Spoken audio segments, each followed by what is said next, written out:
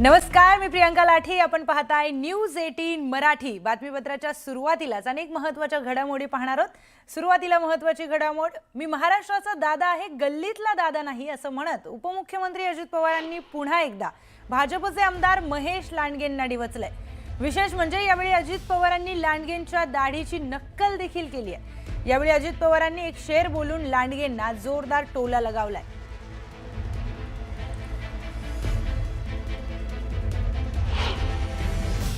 महाराष्ट्रातील दादाचा वादा आहे. आज मी महाराष्ट्राचं नेतृत्व करतो. गल्लीतला दादा नाही, मी महाराष्ट्राचा दादा आहे. गल्लीतला दादा ओळखा पाहू. त्या पद्धतीनं मित्रांनो एकच सांगतो, डर जाऊ आसानी से मैं वो कश्ती नहीं, डर जाऊ आसानी से मैं वो कश्ती नहीं, मिटा सको तुम मुझे ये बात तुम्हारे बस की नहीं. तर अजित पवार आणि महेश लांडगेंमधील आरोप प्रत्यारोपांच्या फैरी या सुरूच आहेत. पिंपरी चिंचवडमधील विकास कामांच्या मुद्द्यावरून महेश लांडगेंनी पुन्हा एकदा डिवचलंय. अजित पवार हे केवळ खोटे आरोप आणि बदनामी करण्यासाठी येतात. ज्या पिंपरी चिंचवडकरांनी त्यांना वर्षानुवर्ष सत्ता दिली त्यांनी फसवणूक केली असून दाखवलेल्या स्वप्नांचा भ्रमनिरास केलाय, अशा शब्दामध्ये भोसरीचे आमदार महेश लांडगे यांनी उपमुख्यमंत्री अजित पवार यांच्यावर जोरदार पलटवार केलाय. अहो, तुम्ही सन्माननीय आहात, आमच्यासाठी आदरणीय आहात, पण कमीत कमी ज्या लोकांनी पिंपरी चिंचवडकरांनी आपल्याला एवढं वर्ष सत्ता दिली त्या पिंपरी चिंचवडकरांना तुम्ही फसवलं, त्यांचा भ्रमनिरास केला, त्यांना दाखवलेलं स्वप्न तुम्ही भंग केलं. अशा प्रकारचं काम तुम्ही सातत्यानं 30 वर्ष करताय. या शहरामध्ये सातत्यानं 30 वर्ष करताय. तरी सुद्धा आपली अपेक्षा आहे की पिंपरी चिंचवडकरांनी त्यांना जवळ घ्यावं. कसं जवळ करतील? जसं काय पिंपरी चिंचवड शहर म्हणजे आपली घरची प्रॉपर्टीच. आबा, त्यांना वाटलं पिंपरी चिंचवड शहर म्हणजे मी सांगल तेच करणार. पिंपरी चिंचवडकरांचा स्वाभिमान माझ्या पायावर आहे. पिंपरी चिंचवडकर रोज माझ्या पाया येऊन पडतात. असा ज्या आविर्भावात होते, तर त्या 2019च्या लोकसभेच्या निवडणुकीला 2.5 लाखांनी पाडलं आपल्या त्यांच्या पुत्राला. तर अभिनेत्री गिरिजा ओक यांनी पुण्यामध्ये मुख्यमंत्री देवेंद्र फडणवीस यांची मुलाखत घेतली. यावेळी मुख्यमंत्र्यांनी पुण्यातील विविध विकास कामांच्या मुद्द्यांवर भाष्य केलं. मुलाखतीच्या सुरुवातीलाच त्यांनी उपमुख्यमंत्री अजित पवारांना टोले लगावलेत. मुख्यमंत्री फडणवीसांनी केलेल्या या टीकेला राष्ट्रवादी शरद पवार पक्षाच्या खासदार सुप्रिया सुळेंनी प्रत्युत्तर दिलंय.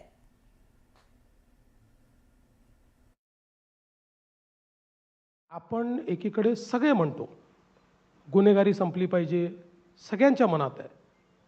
अनेक वेळा तर मी भाषणं ऐकली आहेत की पुण्यातली कोयता गँग संपवा, पुण्यातली गुन्हेगारी संपवा, पुण्यातली गुन्हेगारी संपली नाही तर मी पोलीस आयुक्त तुमच्यावर कारवाई करीन. अशी भाषणं केल्यानंतर मग त्याच गुन्हेगारांना तिकीटं द्यायची आणि त्यांच्या समर्थनार्थ बोलायचं, हे किती चुकीचं आहे. अतिशय मला असं वाटतं की हे पुणेकरांना बिलकुल आवडणार नाही. तुम्ही त्यातनं काही मार्ग काढा. बघा, मी तर या निवडणुकीत ठरवलं आहे कुठली टीका करायची नाही, मी टीका पण करत नाही. पण एक कुठेतरी माझ्यातल्या गृहमंत्र्याला देखील असं वाटतं की चाललं काय आहे की एकीकडे तुम्ही जर सांगताय की गुन्हेगारी संपली पाहिजे आणि दुसरीकडे गुन्हेगारांना तिकीटं आपण देतो आहोत आणि मग त्याच्यामध्ये या पार्टीत तो गेला आहे म्हणून दिला आहे आणि त्यांच्याशी अलायन्स आहे, या सगळ्या गोष्टीला अर्थ नाही आहे. मी तर असं म्हणेन की म्हणजे ही जी काही पद्धती आहे ना, तो एक गालिबचा शेर आहे की ता उम्र गालिब मैं यही भूल करता रहा, धूर चेहरे पर थी और आईना पूछता रहा. अशा पद्धतीचं हे आहे की आपण इकडे गुन्हेगारीवर बोलायचं आणि तिकडे गुन्हेगारांना तिकीटं द्यायची. मला असं वाटतं योग्य नाही आहे. गुन्हेगार निवडून आले तरीही जर ते गुन्हेगार असतील तर त्यांची जागा महानगरपालिका नसेल, ती जेलच असेल. माझी तर मुख्यमंत्र्यांकडून अपेक्षा होती की त्यांनी महाराष्ट्रातली आणि पुण्यामधली गुन्हेगारी थांबावी. मग का ती गुन्हेगारी थांबत नाहीये पुण्यात? कोयता गँग का शांत बसत नाही? आणि पुण्यातला क्राईम हा काय आजचा नाही आहे. पुण्यातला क्राईम गेले यांचं सरकार आल्यापासून वाढलाय आणि हा डेटा माझा नाही आहे, हा भारत सरकारचा डेटा आहे. आणि डबल इंजिनचं सरकार आहे ना, केंद्रातही त्यांचंच सरकार आहे, इथेही त्यांचंच सरकार आहे. त्यांचंच सरकारचाच डेटा सांगतो की पुण्यात क्राईम वाढलेला आहे. त्याच्यामुळे खरं आत्मचिंतन हे महाराष्ट्र सरकार आणि गृह मंत्रालयाने करायला पाहिजे.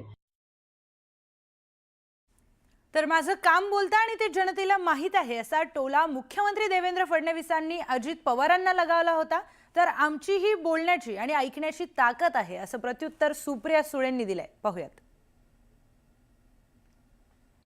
काय म्हणताय देवाभाऊ?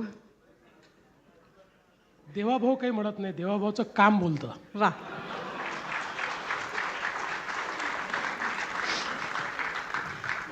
तुम्ही म्हणताय तुमचं काम बोलतं, मग अजितदादा सारखी टीका का करतात? अजितदादा बोलतात, माझं काम बोलतं, अजितदादा बोलतात. पण मला या ठिकाणी सांगितलं पाहिजे की खरं म्हणजे या निवडणुकीमध्ये आम्हाला आधी हे लक्षात आलं होतं की पुणे असेल, पिंपरी चिंचवड असेल, या ठिकाणी आम्ही युतीने लढू शकत नाही, कारण आम्ही दोन्ही स्ट्रॉंग पार्टी आहोत. BJP नंबर 1ची पार्टी आहे. बघा, ही लोकशाही आहे, प्रत्येकाला बोलायचा अधिकार आहे. आणि त्याच्यामुळे जसं आम्ही आमची बोलायची ताकद आहे तशी आमची ऐकायची ताकद आम्ही ठेवली पाहिजे.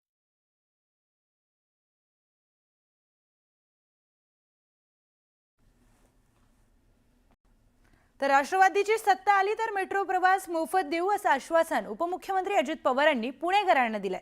यावर फडणवीसांनी काहीही आश्वासन द्यायला काय जातंय असा टोला लगावलाय. त्यावर देखील सुप्रिया सुळेंनी प्रत्युत्तर दिलंय. पाहूयात. अजितदादांचा विषय निघालाच आहे, तर अगदी हल्लीच त्यांच्या एका भाषणात ते असं म्हणाले की मेट्रोचं तिकीट मोफत केलं पाहिजे. तर हे खरंच शक्य आहे का? ॲक्च्युली आता आज मी अनाऊन्स करणार होतो की पुण्यातनं उडणारे जेवढे विमानं आहेत त्या विमानांमध्ये महिलांना तिकीट माफ केलं पाहिजे. अनाऊन्स करायला काय लागतं? आपल्या बापाचं काय जातं अनाऊन्स करायला?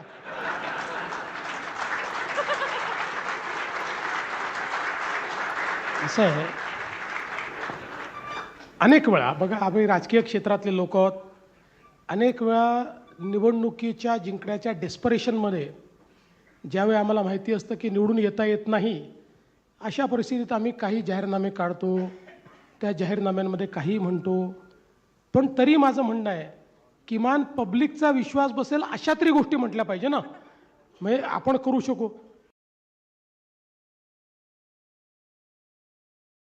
ते असं म्हणाले, हो कदाचित त्यांचाही अनुभव असेल ना. 15 लाख रुपये प्रत्येकाच्या अकाउंटमध्ये ते घालणारच होते.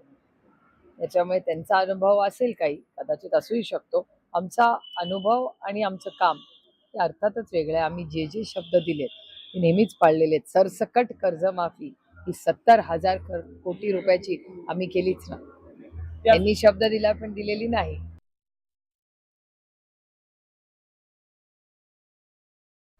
तर आशिष शेलार यांची पत्रकार परिषद सुरू आहे. थेट जाऊयात. याचाच अर्थ पहिलं पोर्ट गुजरातेत काँग्रेसने दिलं तर ठाकरे बंधूंना चाललं. महाराष्ट्रात पायघड्या शरद पवारांच्या सरकारच्या काळात अदानींना घातल्या, हे यांना चांगलं. आणि म्हणून ही बनवाबनवी आहे.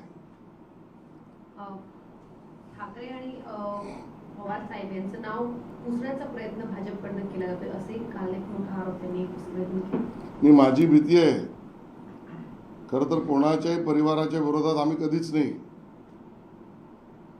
आणि ठाकरे परिवार असेल व पवार परिवार असेल, यांच्या विरोधातलं राजकारण हा आमचा हेतू नाही. देश प्रथम आणि मुंबई महाराष्ट्रापुरता, मुंबईची आणि महाराष्ट्रातल्या जनतेची सेवा प्रथम. पण तुम्ही जर विरोधातच येणार असाल तर तुमच्या विरोधात बोलावंच लागेल. मग प्रश्न विचारावेच लागतील ना की मेट्रोला विरोध तुम्ही उद्धव ठाकरे का केलात? हा विरोध तुम्हाला आहे उद्धव ठाकरेची, कारण तुम्ही मुंबईकरांच्या जीवावर त्या ठिकाणी उठलात आणि मेट्रोला विरोध केला. नाणारला प्रकल्प येणार होता, रोजगार मिळणार होते, उद्धव ठाकरे तुम्ही विरोध का केलात? म्हणून उद्धव ठाकरेंच्या विरोधात आम्ही बोलतो. ग्रीनफील्ड ऑइल प्रोजेक्ट महाराष्ट्रात येणार होता. उद्धव ठाकरे तुम्ही विरोध केलात. हा आमच्या बेरोजगार युवकांना मिळणाऱ्या नोकऱ्यांच्या विरोधातली तुमची भूमिका, म्हणून तुम्हाला विरोध. मुंबई ते निघणारी बुलेट ट्रेन विरोध तुम्ही का केलात, म्हणून तुम्हाला विरोध. मुंबई नागपूर कॉरिडॉर याला तुम्ही विरोध केलात. या विकासाच्या विरोधातले तुम्ही, म्हणून तुम्हाला विरोध. तुम्ही विकासाचे विरोधी आहात उद्धव ठाकरेजी, म्हणून तुम्हाला विरोध आहे. पुन्हा सांगतो, मुंबईकर महाराष्ट्र सावधान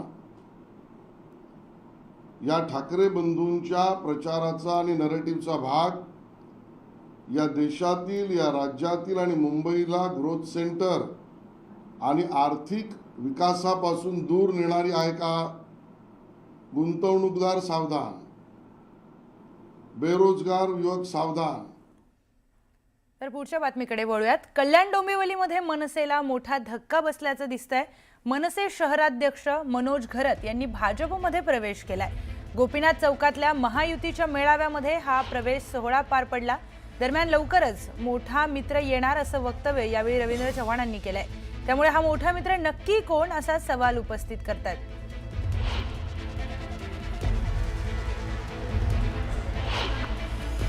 चर्चा अनेक असतात, परंतु मित्र बरेच दिवस वेगवेगळ्या ठिकाणी राहू शकत नाही.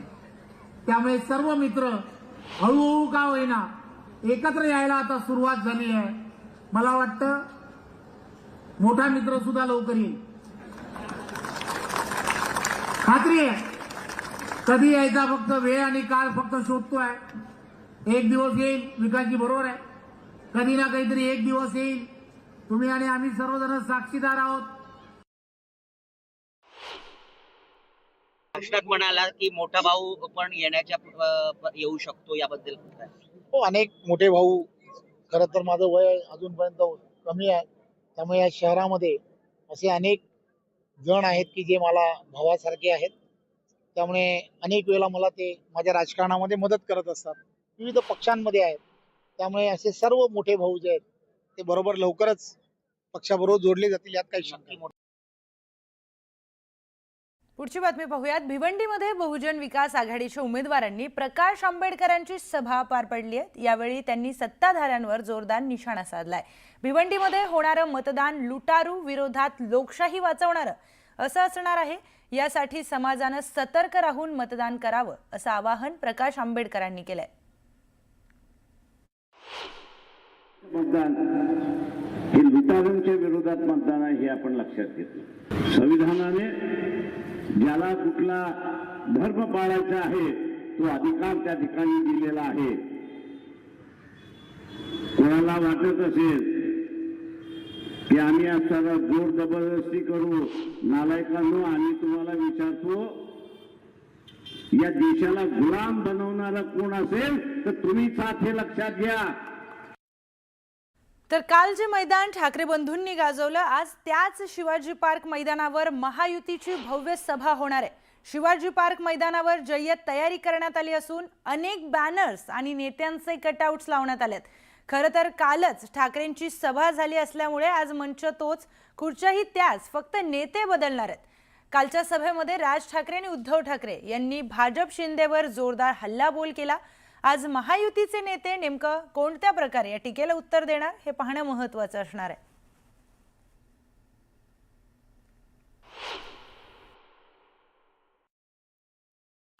मनपा निवडणुकांचा प्रचार आता शेवटच्या टप्प्यात आलेला आहे. खरं तर काल शिवाजी पार्क मैदानावरती, मी आता सध्या शिवाजी पार्क मैदानावरती, याच शिवाजी पार्क मैदानावरती ठाकरे बंधूंची सभा झाली.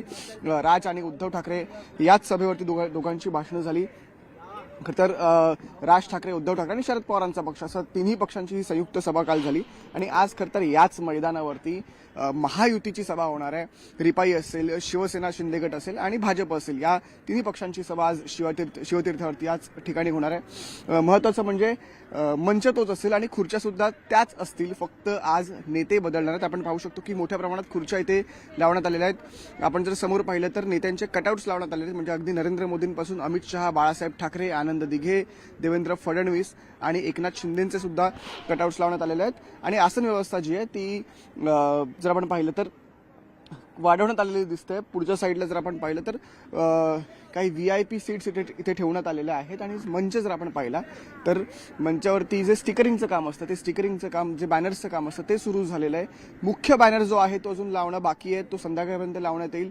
पण समोरचा जो बॅनर आहे ते लावण्यात आलेला आहे. आपण पाहतोय विकासाची दिसते गती, म्हणून मुंबईकरांची भाजपा, शिवसेना, रिपाई अशा आशयाचे बॅनर्स इथे लावण्यात आलेले आहेत. आपण जर अजून पाहिलं तर पाण्याच्या बॉटल जे असतात तो अख्खाच्या अख्खा ट्रक इथे मागवण्यात आलेला आहे आणि पाण्याची व्यवस्था इथे करण्यात आलेली आहे. म्हणजे कार्यकर्ते जे लांबून येणार आहेत त्यांना तहान लागू शकते, भूक लागू शकते, त्याच्यामुळे त्यांच्या खाण्यापिण्याची सोय इथे होणार आहे. एकंदरीत पाहता आजची सभा ही खूप जास्त महत्त्वाची मानली जाते, कारण की आज मुंबईत होणारी ही शेवटची सभा असेल.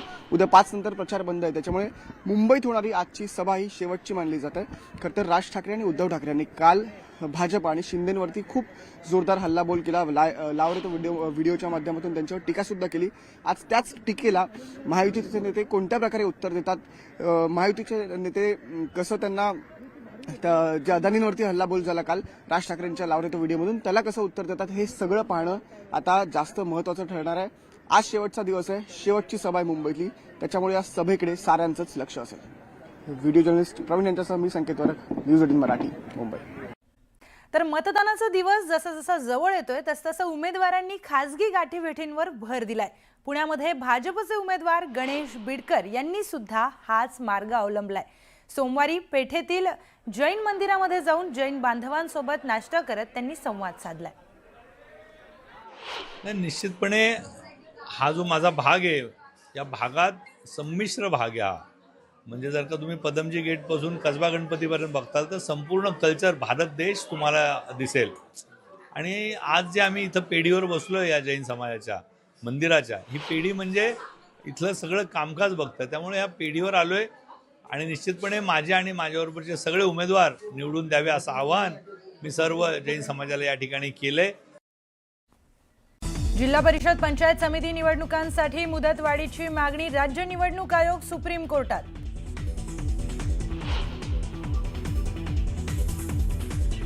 महायुतीच्या मुंबईतल्या प्रचाराचा समारोप आज शिवाजी पार्कातल्या सभेनं होणार. सीएम फडणवीस, डीसीएम शिंदेंची तोफ धडाडणार. राज आणि उद्धव ठाकरेंच्या आरोपांना काय उत्तर देणार याकडे लक्ष. ठाण्यात एकनाथ शिंदेंच्या बालेकिल्ल्यात आज ठाकरे बंधूंची तोफ धडाडणार. सभेतून ठाकरे बंधू एकनाथ शिंदेंवर काय बोलणार याकडे लक्ष.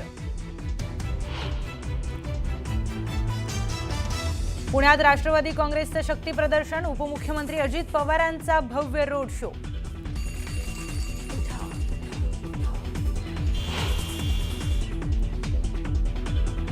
अंबरनाथ उपनगराध्यक्ष पदासाठी आज निवडणूक. शिवसेनेला पाठिंबा देणाऱ्या राष्ट्रवादीच्या 4 नगरसेवकांना बजावला व्हीप. विरोधात मतदान केल्यास होणार कारवाई.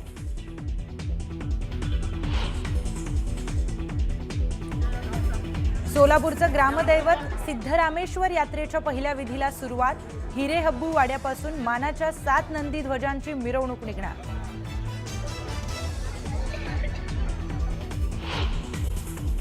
मुंबई भाजपचे अध्यक्ष अमित साटम यांनी ट्विटच्या माध्यमातून राज ठाकरेंवर निशाणा साधलाय. शिवतीर्थावर झालेल्या सभेत राज ठाकरेंनी गौतम अदानींवर निशाणा साधला होता. दरम्यान अमित साटम यांनी राज ठाकरे आणि गौतम अदानींचा जुना फोटो ट्विट केलाय. ढोंगीपणा आणि दुटप्पीपणाचा कळस असं ट्विट करत साटम यांनी राज ठाकरेंवर टीका केली आहे.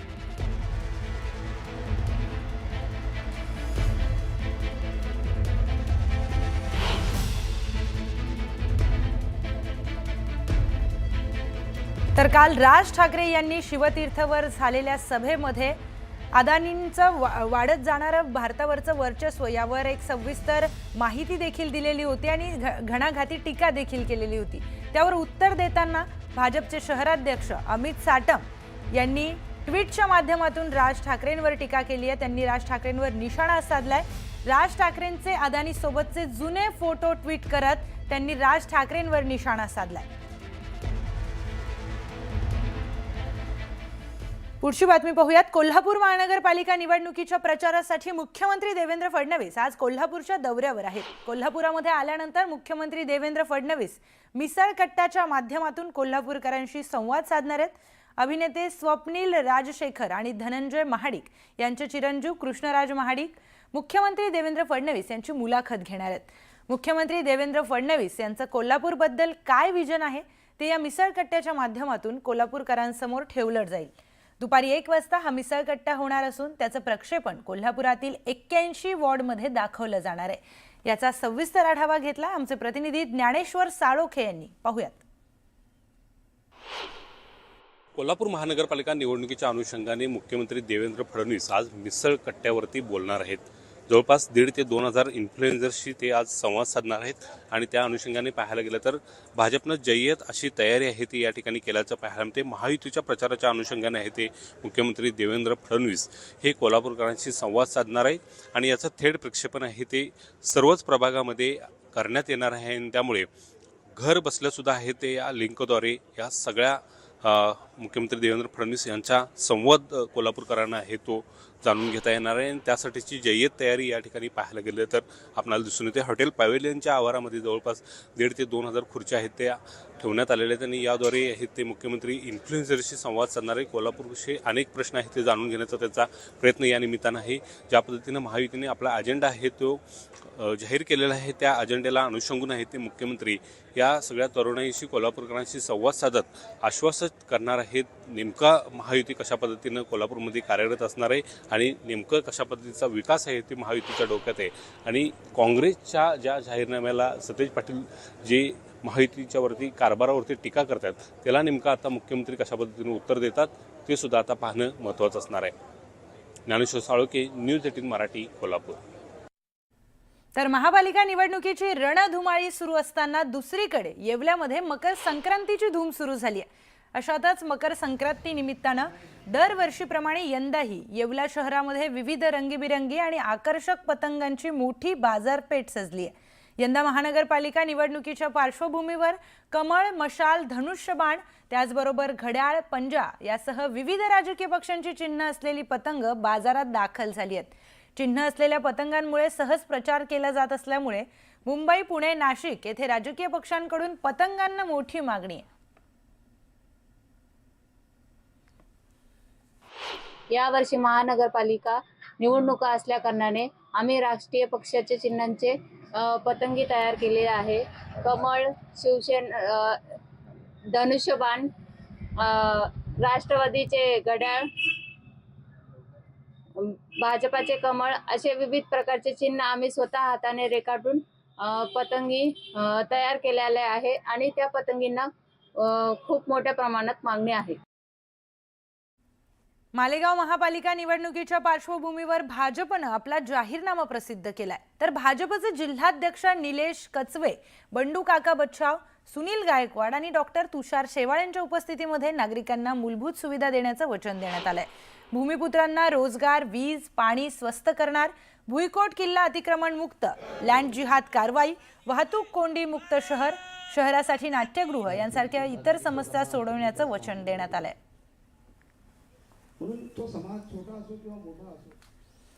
जालना महानगरपालिका निवडणुकीमध्ये भाजप आणि शिवसेना एकमेकांच्या विरोधात उभे ठाकलेत. असं असताना दानवेंची कन्या कन्नडच्या आमदार संजना जाधव यांनी खोतकरांच्या मुलीसाठी प्रचार सभा घेतली. दरम्यान मी पक्षाशी एकनिष्ठ आहे, उद्या पक्षानं भोकरदनला जरी पाठवलं तरी जाणार असं म्हणत रावसाहेब दानवेंच्या मुलीनं आपल्या वडिलांनाच चॅलेंज दिलंय. सर्व ज्येष्ठ नागरिक मला आनंद वाटला, अभिमान वाटला.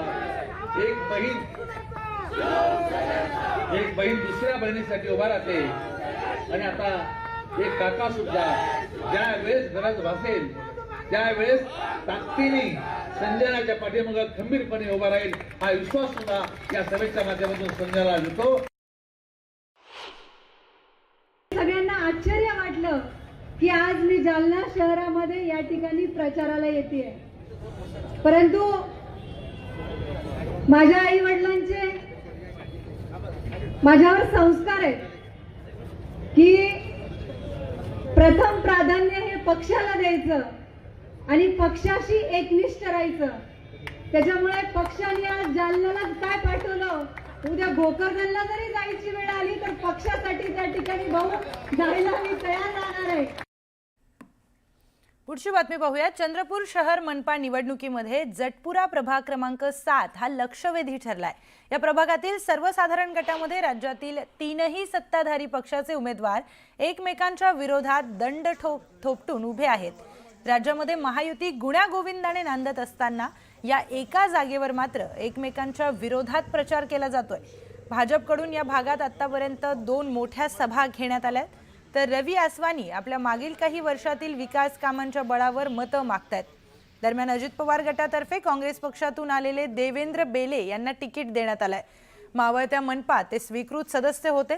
राज्यातील महायुती धडाक्यामध्ये प्रचार करत असताना प्रभागातील या जागेवर मात्र एकमेकांच्या विरोधात प्रचार केला जात असल्यानं मतदारही बुचकळ्यात पडलेत. मेरे साथ है, जगह मेरे साथ में है, ये सब भाई लोग मेरे साथ में, इसी पे मैं जीतूंगा और मेरे विकास के काम जो बोलते हैं उस पर जीतूंगा मैं. इसके पहले जितने मैं 5 सालों में काम किया हूँ, 15 साल से नगर सेवक हूँ मैं, जो काम किया हूँ तो मेरे विकास के बलबूते में जीतूंगा यहाँ से. मेरे साइड में कोई कॉम्पिटिटिव नहीं है, मैं खुद अकेला हूँ. मैं सोचता नहीं कोई कॉम्पिटिटर मेरे बाजू में है. जनता मेरे साथ में है, कोई कॉम्पिटिटर नहीं है. आम्ही विकास कामाच्या माध्यमातून माननीय सुधीरभाऊ मुनगंटीवार असो, माननीय हंसराज भैया अहिर असो की माननीय किशोरभाऊ जोरगेवार असो आणि महाराष्ट्रामध्ये देवेंद्र फडणवीस साहेब आहे आणि केंद्रामध्ये मोदी साहेब आहे. हे सर्व त्यांच्या आशीर्वादानेच हा एक कार्यकर्ता बनतो आहे आणि कार्यकर्ता हा तळागाळाचा असतो. निश्चितच जनतेचे जे प्रश्न सोडवते ते प्रश्न सोडवण्यासाठी आम्ही जनतेमध्ये थेट जातो आणि जनतेला विश्वास देतो. राष्ट्रवादी काँग्रेस पार्टी, अजित पवार गट व विदर्भ किसान मजदूर काँग्रेस यांच्या संयुक्ताने जटपुरा प्रभाग 7 मधून अ गटातून आहे सावरकरताई, ब गटातून आहे रमेश भाऊ जयस्वाल आणि क गटातून आहे शीतलताई आत्राम आणि मी सर्वसाधारण गट ड मधून ओपन मधून मी लढत आहो. मी कामाच्या आशीर्वादाने हे निवडणूक लढवत आहो. तरी जनतेला माझी अपेक्षा आहे का काम करणाऱ्या व्यक्तीला आपण निवड करावा